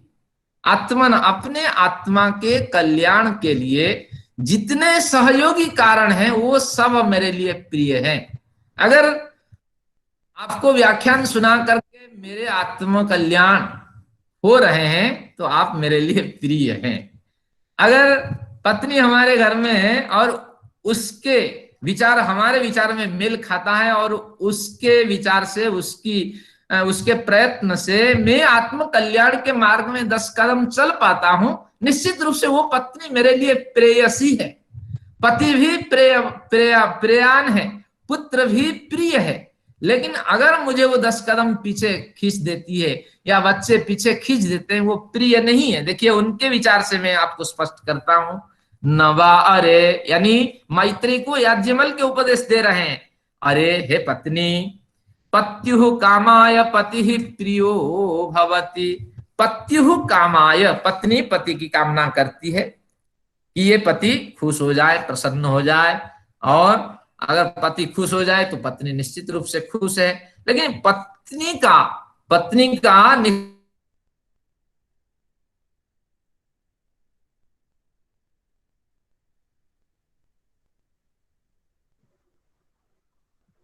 की दिशा, अगर पति हमें प्रेरित करता है कि तुम भी 10 कदम चलो, तब वास्तविक रूप से पत्नी का प्रेम पति के लिए यथार्थ है।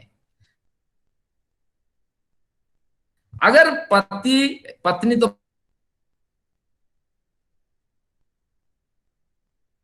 खुशी मिलती है तो भी कर ले, लेकिन इस दृष्टि से अगर पत्नी प्रेम करे, ये निश्चित रूप से प्रेम नहीं है, ये तो एक छलावा है, ये प्रेम नहीं है। वास्तविक पत्नी का प्रेम तब होगा अगर आत्म कल्याण की दिशा में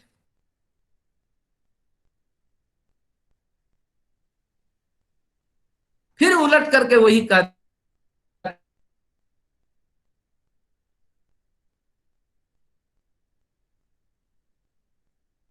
आभूषण देता है, कुछ भी करता है, ये सारा देखा हुआ है कि पत्नी खुश हो जाए और पति की काम वासना पूरी हो जाए। लेकिन ये वास्तविक प्रेम नहीं है। प्रेम क्या है? अगर पति सोच ले कि इस पत्नी के रहने से मैं 10 कदम अध्यात्म मार्ग में आगे चल पाऊंगा, तो निश्चित से वह प्रेम, पति का पत्नी के प्रति जो प्रेम है वह वास्तविक प्रेम है। तो इसलिए आखिर में वो समाधान करते हैं, आत्मनस्तु कामाय सर्वम प्रियम भवति। जो भी हमारे पास पुस्तक है, जो भी हमारे पास संबंध है, जो भी हमारे पास मोबाइल है, जो भी आभरण है, जो भी खट है, पलंग है, जो भी हमारे है, अगर ये सब हमारे आध्यात्मिक यात्रा में हमें 10 कदम आगे लेने के संकेत करते हैं तो प्रिय है। अगर ये हमें पीछे खींचते हैं तो निश्चित रूप से पतन की ओर हम जा रहे हैं, हमारे लिए प्रिय नहीं है। और अप्रिय वस्तुओं की भांति इंसान है कि तुम दोनों पत्नी अब मेरे लिए अध्यात्म मार्ग में आगे जाने के लिए बंधन हो, इसलिए मुझे एकांत में रहने दीजिए, आत्मकल्याण में रहने दीजिए, और मेरे निकल जाने के बाद तुम लोग भी आत्मकल्पना में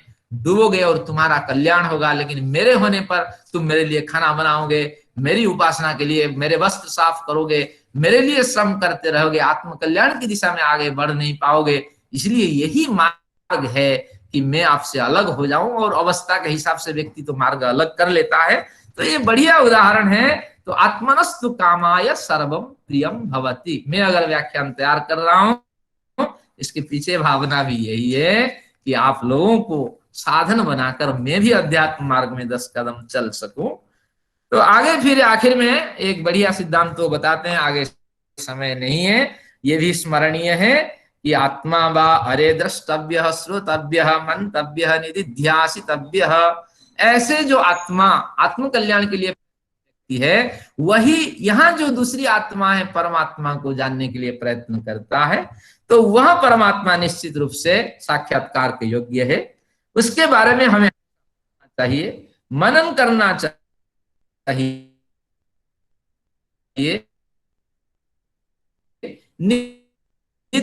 ध्यानावस्था में भी उसका चिन्ह जीते हैं, तो निश्चित रूप से दर्शनेन श्रवणेन विज्ञानेन मत्या, अपनी बुद्धि से जब आप भली भांति उसको समझ लेते हैं तो सर्वम विदितम भवति, ये संसार में सब कुछ हम जान जाते हैं और ईश्वरीय प्रेरणा से हम संवेदित होते हैं। आत्म प्रेरणा से आप संवेदन को प्राप्त नहीं करते हैं। जब ईश्वरीय प्रेरणा से संवेदित होते हैं, यानी ईश्वर के साथ हमारा इंटरेक्शन होता है, हमारी हर कठिनाई और हमारे हर परिस्थिति, हर शंकाओं का समाधान ईश्वर से प्राप्त होता है, तो निश्चित रूप से कल्याण हमारा हो जाता है।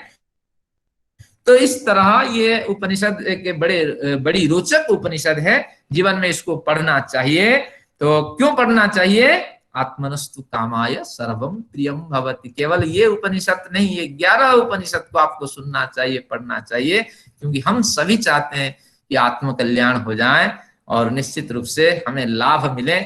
और केवल 2 मिनट और लेता हूं। एक आत्म कल्याण का बढ़िया प्रसंग है। आप लोग सोचते होंगे हमारे जीवन में दुख है, हम कुछ नहीं करते हैं, रात को 2 रोटी खाते हैं, दिन में 3 रोटी, थोड़ी सी सब्जी, थोड़े से चावल, इतने होने पर भी कितने दुख हमारे पर मंडराते हैं। क्या ये सारे प्रारब्ध के फल होते हैं?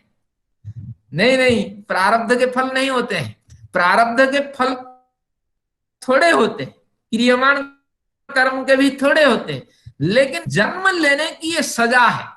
यानी अगर हमारा जन्म हुआ है तो पीड़ा तो होगी। हमारे घर में तो चोर आएंगे, डाका डाल के ले जाएंगे, हाँ, सड़क पे जाते हुए, क्योंकि हमने पैदा हुए हैं। अगर पैदा हमें जन्म मिला है तो दुख हमारे साथ है।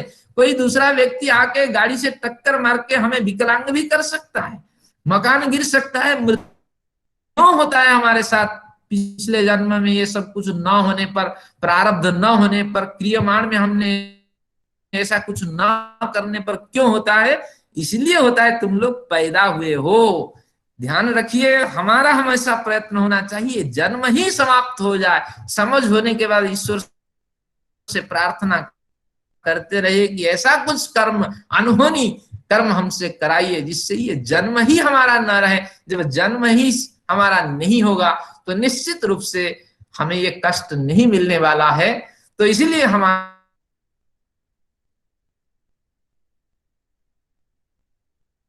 प्रयत्न है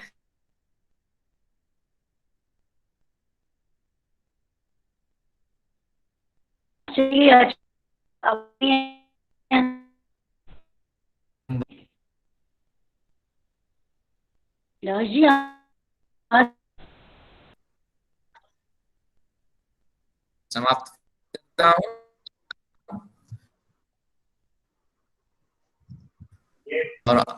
और क्योंकि इस समय की एक सीमा है, पूछना सकते हैं। मैंने तो कोई बड़े विषय लिए नहीं, प्रश्न है आप रखें। धन्यवाद। कुछ प्रश्न रखें। हाँ, धन्यवाद जी। मैं अब अपना सहयोगी वाला काम करती। आप बहुत अच्छा, आपने ईश्वर स्तुति, आत्मज्ञान का प्रयत्न करना, महत्व, सृष्टि, इन सबको लेकर के बहुत अच्छे विचार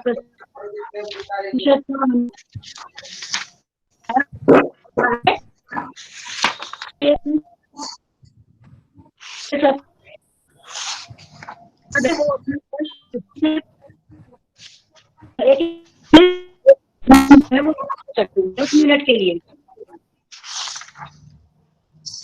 चलिए कुछ प्रश्न रखें। अनुराधा जी का विषय स्पष्ट नहीं हो रहा है। कुछ त्रिखा मैडम बक्तुकामा है, बोलने चाहती है।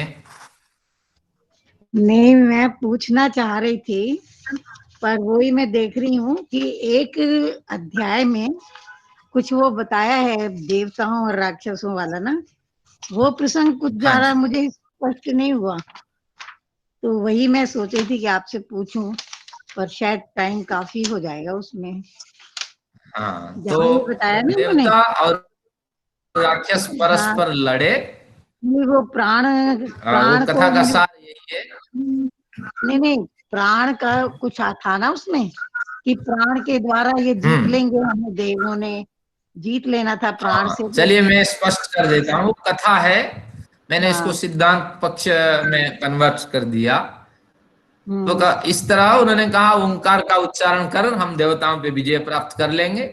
तो ओंकार के उच्चारण के लिए प्राण शक्ति पे उनको श्रम करना पड़ा, प्राण साधना करनी पड़ी। तो इस तरह उन्होंने जब असुरों पे विजय प्राप्त करना शुरू किया, परमेश्वर के सानिध्य में रहकर उत्साह से युक्त होकर के, तो असुरों ने क्या किया कि उनकी जो वाणी रही, वो उद्गीत रूपी वाणी, जिसे प्राण शक्ति के बल पे वाणी निकलती थी, उच्च स्वर से वो उद्गीत उपासना करते थे, उस वाणी को बिंध दिया, ऐसे लिखा है। तात्पर्य ये हुआ कि उनको उच्चारण करने का वो अवसर ही नहीं दिए, साधना आदि करने का। तो फिर वहां संकेत करते हैं जो गलत वाणी का प्रयोग करता है निश्चित रूप से वो पापी होता है। तो फिर उन्होंने अब स्वरूप अपनाया। इंद्रियों का अब दुरुपयोग। वो क्या, उन्होंने क्या किया कि नेत्र से अब ध्यान करने लगे, क्योंकि अब जोर से बोल नहीं सकते थे। अब फिर उन्होंने उस नेत्र को भी बीन दिया, यानी ऐसा आवरण उन्होंने पैदा कर दिया कि उनका जो ध्यान है वो केंद्रित हो ना हो। तो फिर वो इंद्रियों को दूषित कर दिया मतलब। संकेत समझ ब्राह्मण में गए। एक संकेत होता है कि इस तरह हाँ ठीक है, ब्राह्मण समझ में आ गया, कथा होते धन्यवाद। हैं लेकिन रहस्य छिपे होते हैं उसके अंदर। कि इंद्रियां अपने गलत रास्ते पर चलने लगी, ये हो गया ना। हाँ हाँ हाँ, धन्यवाद। हरिओम, नमस्कार। हाँ, कुछ उर्मिला मैडम शायद बताना चाहती हैं नहीं, कुछ। वो एक प्रश्न आ रहा था कि इसको जो डिवीजन किया है ना अध्याय से ब्राह्मण, तो ब्राह्मण डिवीजन क्यों किया है? एक प्रश्न ब्राह्मण का मतलब तो यहाँ हुआ है।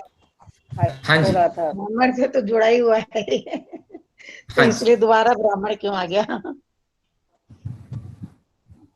अब रखिए प्रश्न उर्मिला मैडम। हाँ, आचार्य एक जी, ब्राह्मण शब्द का भी हाँ हमें निर्वचन कर लेना चाहिए। ब्रह्म मंत्र को कहते हैं। तो आचार्य जी, ब्रह्म वेत्ति ब्राह्मणम, जिस शास्त्र में ब्रह्म का अध्ययन किया जाता है वो अच्छा, उस तरह से डिवीजन ब्राह्मण कर लो, ग्रंथ है, ठीक है। और कोई ब्राह्मण प्रजाति का लोग नहीं। तो इस तरह शतपथ ब्राह्मण में 100 अध्याय है। कोई प्रश्न? आचार्य जी, हाँ। हाँ जी, आप रखिए ना, मैं हाँ आचार्य जी, प्रतीक्षा मेरा कर एक रहा हूँ। प्रश्न था, ये इसमें गार्गी याज्ञवल्क्य हाँ का जो वाद विवाद होता है, शास्त्रार्थ होता है, उसमें थोड़ा प्रकाश डालिए। और उसमें मेरे को एक मंत्र बहुत अच्छा लगा था, जिसमें उन्होंने ब्राह्मण की परिभाषा दी थी कि जो इस जीवन में ब्रह्म को जान करके प्रयाण करता है सिर्फ वही ब्राह्मण है। ये बहुत महत्वपूर्ण है, थोड़ा उस बारे में थोड़ा प्रकाश डालिए। हाँ, केवल इसी पंक्ति को लेते हैं, क्योंकि अब वाद विवाद का एक बड़ा प्रकरण है, कई प्रश्न आए। तो उन्होंने कहा जो इस जीवन में ब्रह्म को जानकर ब्राह्मण बनता है और ब्रह्म ज्ञानी बनकर के तदनुरूप आचरण करता है, वही निश्चित रूप से कल्याणकामी होता है। तो यहाँ ब्रह्म से अभिप्राय है कि मंत्र, दूसरा ब्रह्म से अभिप्राय ईश्वर। तो ब्रह्म के कई अर्थ होते हैं। तो पहले ब्रह्म तो मंत्र है, मंत्र में प्रतिपादित ब्रह्म के स्वरूप को जानता है। फिर ब्रह्म जो अखंड है, सत है, यानी अविनाशी है, उस अविनाशी ऊर्जा संपूर्ण सृष्टि में ऊर्जा की छत्री के समान परिव्याप्त है।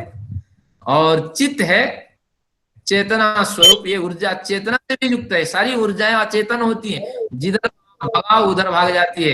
कैसे गैस सिलेंडर में ऊर्जा भर के आपके घर में आ जाती है अचेतन होने के कारण, लेकिन ये चेतन ऊर्जा है और क्या अनासक्त ऊर्जा है, किसी को भी प्रभावित न करने वाली ऊर्जा है। हर घटनाओं को ये ऊर्जा जानती है। तो उस ब्रह्म को भी जानता है, और इसके साथ आनंद स्वरूप भी ये ऊर्जा है। निश्चित रूप से वो भी आनंदित रहती है वो ऊर्जा, और हमें भी आनंदित करती है।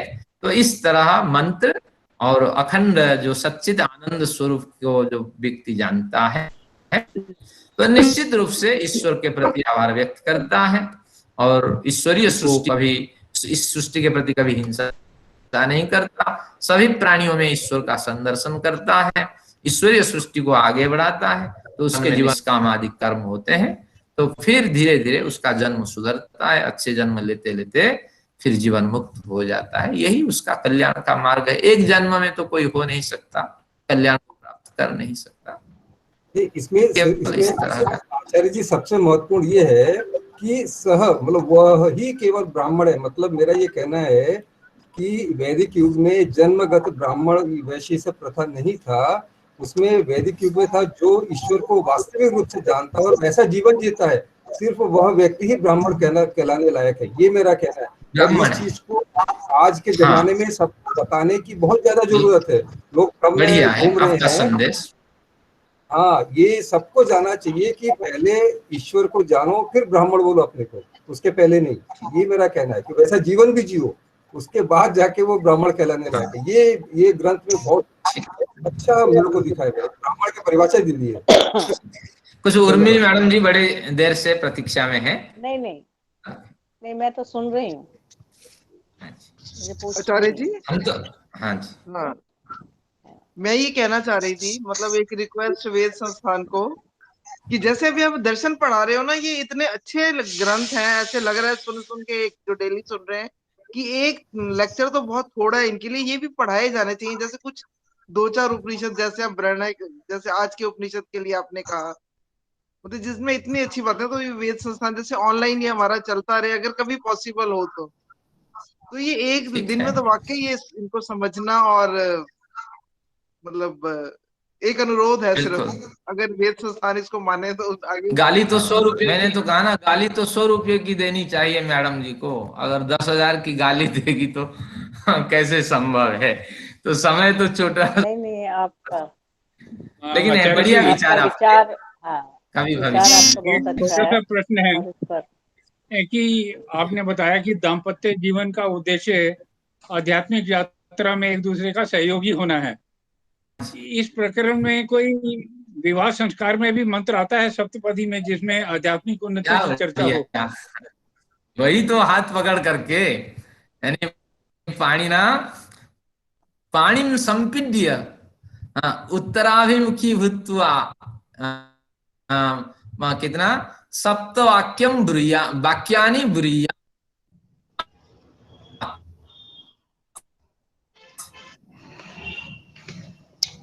पत्नी के हाथ को पकड़ करके और उत्तर की ओर पति पत्नी दोनों 7 कदम, सप्तपदी भव अन्न।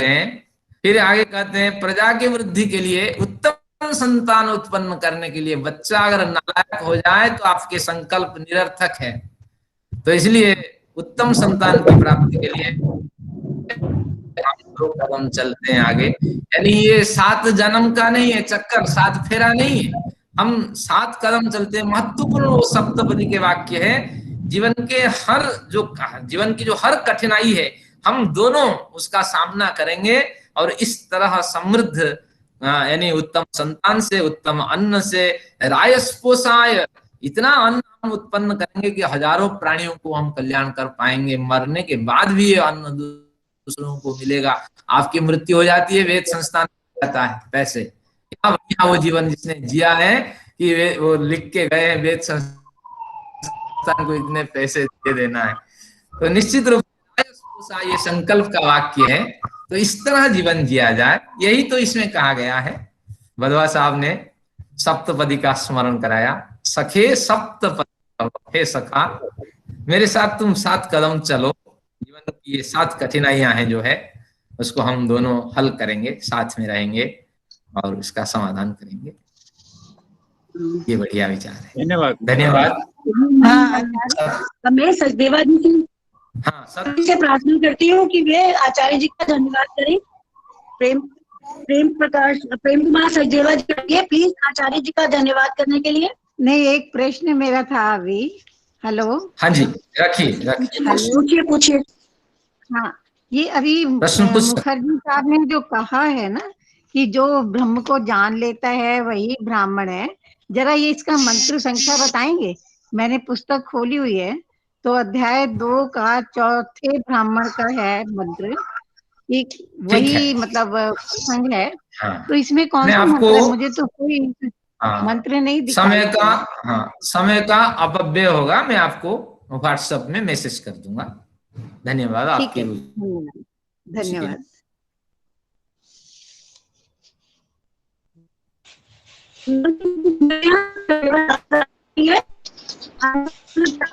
अन्ना साहब कुछ कहना चाहते हैं, लेकिन माइक म्यूट है आपका। आचार्य जी, मैं ये पूछना चाहता हूँ कि अभी ये 11 उपनिषद और दर्शन शास्त्र, मैं एक उपासक के नाते ये पूछना चाहता हूँ कि अभी अलग अलग, जैसे आपने बताया कि एक हाथी को विभिन्न रूप से, किसी ने पांव से उसकी व्याख्या की, किसी ने पूंछ से, तो ये इन सब में हम उलझ के, एक उपासक तो चाहता है कि मेरे को एक स्ट्रेट वे रास्ता पता लगे, तो क्या ऐसा कोई सभी उपनिषदों का नटशेल और दर्शन शास्त्रों का, हम तो उस मार्ग पे जाना चाहते हैं जिससे कि हम इधर उधर, तो इतना समय, जीवन इतना छोटा है, तो उसमें तो हम ऐसा मार्ग, कोई ऐसा उपनिषद दिया जिसमें सिर्फ स्ट्रेट वे, वो क्या आर्य जो सिद्धांत से चल रहे हैं वो उचित नहीं है? हाँ, बढ़िया विचार है, लेकिन मन किसी एक विचार में केंद्रित नहीं होता है। मन कभी भी एक विषय में केंद्रित नहीं होता है। तो इसीलिए जैसे महिला है, पति विदेश में है, तो क्या करती है, अधिक श्यामाम विरह शयने पार्श्विका वीणा, वो बीमारी की वाहना करती है, और बीमारी के कारण पति का स्मरण करती है कि बीमारी के समय में मेरी बड़ी सेवा की थी, जब यही पति विदेश में नहीं थे, यही थे, तो बड़ी सेवा मैंने पाई थी। सन्नी पार्श्विका वीणा, फिर वीणा बजाती है, और वीणा बजा कारण पति के संगीत का गान करती है। एक विरही उदाहरण दे रहा हूँ, हम सभी विरही है, ईश्वर हमारे पति हैं। फिर कविता ये गाएगी भी क्या है, वही पति के गुणगान करती है। तो इस तरह कभी छांदोग्य भी पढ़िए, कभी वीर्यधारणी की भी पढ़िए, और आगे कल श्वेताश्वतर उपनिषद पढ़िए। ये विरह के दशा है हमारी, कि कहीं से कहीं हमें ईश्वर का स्मरण हुआ है और हम अपने में प्रतिष्ठित हो जाएं, तो यही है विषय। धन्यवाद, आप बढ़िया साधक हैं। उलझे बिना सुलझेंगे नहीं, तो उलझना तो पड़ेगा ही अगर हमें एक विशिष्ट ज्ञान के पास जाना है तो। क्या है आचार्य जी? मैंने कहा उलझना तो पड़ेगा ही, अगर हमें सुलझना है तो उलझना पड़ेगा ही। तो हम जब तक विभिन्न ज्ञानों के माध्यम से एक विशेष पर पहुंचेंगे। चलिए, अब आप बुलाइए निर्णय करने के लिए। चलिए आप। ओम ओम। हाँ जी, धन्यवाद जी। मेरी आवाज आ रही है आपको? ओम जी, ठीक है आवाज? हाँ जी, आवाज आ रही है। ओम असतो मा सद्गमय, तमसो मा ज्योतिर्गमय, मृत्योर्मा अमृतम गमय। ये मैंने जो एक छोटा सा सूत्र पढ़ा है, ये इसी ही उपनिषद में से 27वें 28वें पहले अध्याय के दूसरे ब्राह्मण से है। तो उसी का ये, उसी में ये उसी को लक्ष्य करके ये वाला मंत्र है। तो मुझे तो खाली धन्यवाद करने के लिए कहा गया था, लेकिन मैं ये सोच रहा हूँ कि मैं धन्यवाद अपने गुरु का कैसे करूं। तो मुझे तो खाली आभार ही प्रकट करना आता है, धन्यवाद मैं नहीं कर सकता हूँ। अभी पीछे एक बहन ने कहा था कि उपनिषदों पे एक पूरा दोबारा से एपिसोड्स बने, तो मैं उनको एक ये बात बताना चाहता हूँ कि आर्य संदेश टीवी में उपनिषद रहस्य हमारे डॉक्टर देव किशन दास जी द्वारा प्रस्तुत किया गया। बहुत कई एपिसोड आए इसके, और पता नहीं अभी पहले तो 11 बजे आते थे, अब पता नहीं उसका समय बदला है या क्या है, लेकिन उपनिषद नहीं 11 बजे नहीं आ रहा अब नहीं आ रहे। 11 बजे अब नहीं आ रहा। अब नहीं आ रहा। मतलब श्रृंखला शायद समाप्त हो गई है, लेकिन हाँ, उपनिषद मैंने सुने थे वो। हाँ, लेकिन उपनिषद पे और भी कई जो है एपिसोड और दूसरे हमारे जो व्याख्याकार हैं उनके भी आते रहते हैं, तो आप वहाँ देख लीजिए, क्योंकि यहाँ वेद संस्थान में और बहुत सी चीजें हैं जो करने के लिए हम सब ने कहा हुआ है। जैसे अभी हमारे जो चल रहा है, जैसे शास्त्र चल रहे हैं, दर्शन शास्त्र हो गया, फिर अभी तो इन सब के चलते आपने आगे भी अभी और पढ़ने हैं, 6 पूरे करने हैं दर्शन, तो इनके चलते फिर उपनिषद की बारी तो बाद में ही आएगी। तो मैं ये कहना चाहता हूँ कि आचार्य जी ने मैथिली सृष्टि के बारे में अभी बताया था, देवता और असुर होते हैं। तो ये देवता असुर जो है ना, हर सृष्टि में पैदा होते हैं, चाहे मैथिली सृष्टि है तब भी होंगे पैदा, क्योंकि सभी अपने आत्माएं जो आती हैं कर्माशय अपने लेकर ही आती हैं। वो प्रलय में होती हैं, उसके बाद सृष्टि में आएंगी तो वो कर्माशय तो अपने लेकर ही आएंगी। तो उसमें देवता भी होंगे, असुर भी होंगे।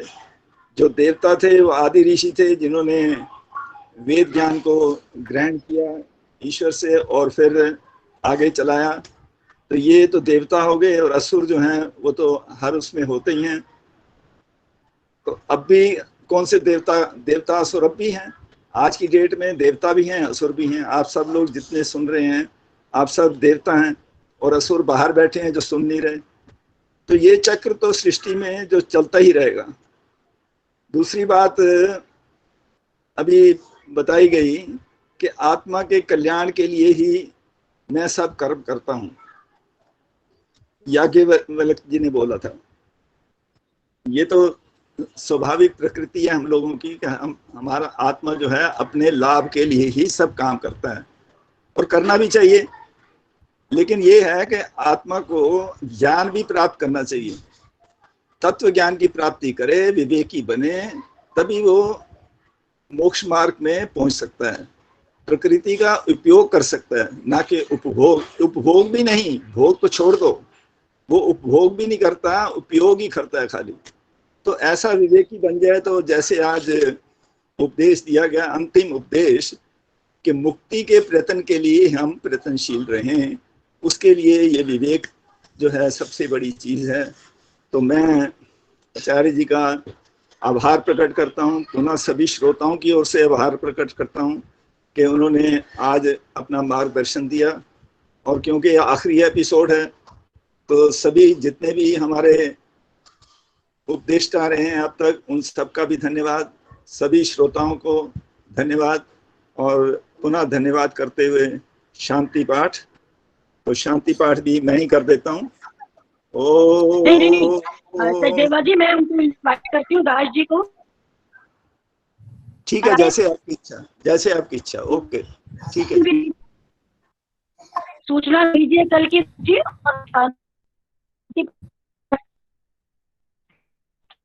दास जी, कल की सूचना है कि कल डॉक्टर सुंदरी सिद्धार्थ जो हैं वो श्वेता सूचना है। पर हाँ श्वेता मैडम जी का धन्यवाद। तो आज का ये है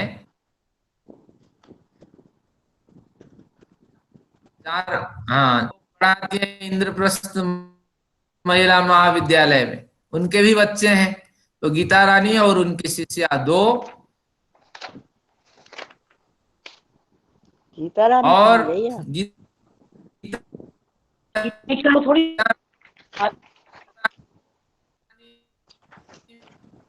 मैडम जी, दास मैडम जी, तो जो ज्ञान के सिद्धांत हैं, तो उनका व्याख्यान होगा। और परंपरा से ये प्रौढ़ विदुषी हैं, हमने इनको कई बार सुना है, तो इस प्रकरण को हम कल समझेंगे उनसे, श्वेताश्वतर उपनिषद। तो इस तरह फिर कल अवसर मिलेगा तो इसको खोलेंगे। श्वेत किसे कहते हैं अश्वतर किसे कहते हैं, तो इस उपनिषद का नामकरण हुआ। तो ये बढ़िया रोचक प्रकरण है और सबसे उत्कृष्ट कोटि की ये उपनिषद है। तो कल इस सत्र में उर्मिला मैडम जी सत्र संचालिका रहेंगी और राज त्रिखा मैडम जी, जो बिल्कुल मेंढक जैसे वेद में आता है ना, मंडूक सूक्त, साल भर से इंद्रजान बचा के रहते हैं और वर्षा के समय पर वो सबको आनंदित करते हैं। तो उसी तरह हम सुनेंगे राज त्रिखा मैडम जी, जो बड़े दिन से नहीं बोले हैं, उनके वचन सुनेंगे, उनकी प्रेरणा टिप्पणियां भी सुनेंगे। तो प्रतीक्षा करते हैं कल का व्याख्यान हो जाए।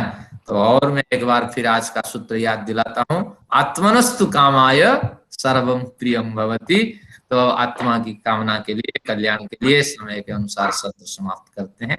आइए शांति पाठ करें। ओम द्यौः शान्तिरन्तरिक्षं शान्तिः, पृथिवी शान्तिरापः शान्तिरोषधयः शान्तिः वनस्पतयः शान्तिर्विश्वे देवाः शान्तिर्ब्रह्म शान्तिः सर्वं शान्तिः शान्तिरेव शान्तिः सामा शान्तिरेधि। ओम शान्तिः शान्तिः शान्तिः।